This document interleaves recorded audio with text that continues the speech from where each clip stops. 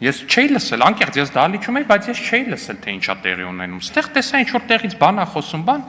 ռեակցիա չտվեցի։ Մեկ էլ ինչ տենամ, դու մի ասա գնացի դուրս հեռախոս եմ, սկրոլ եմ անում Facebook-ը, ինչ տենամ։ Պարզվում ա, ասես մի միջադեպ բան ա տեղի ունեցել, էլի։ Ասելա իր խմբակցության կին պատգամավորներից մեկին մոտավորապես սենց ա ասել ըստ երևույթին, հեսա Արշակյանին քթից տակ բաներ եմ ասելու, մոտիկից կնկարես, որ ձենս լսվի։ Հետո այնտեղ քթի տակ բաներ ա ասում Արշակյանին, որ անկեղծ եմ ասում, չի լսվում սկի։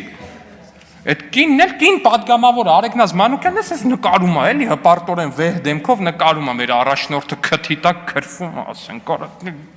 տղայա էլի արա, տղեն սենց պետք ա, լեզ երկրին, այս սենց առաջնորդա պետք դեմքով, այս սենց նկարում ա։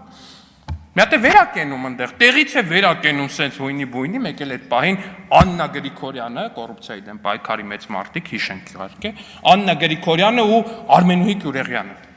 Արմենուհի էր, հա, Արմենուհի Գյուրեղյանը։ Երկուսով սենց են կինոներում տեսել եք թիկնապահները ոնց են գծվում, սենց որ հանկարծ շեֆի վրա ինչ-որ կրակոց կամ բան են նկատում։ Այսպես գծվում են մի հատ Լևոն Քոչյանի դիմաց, այսպես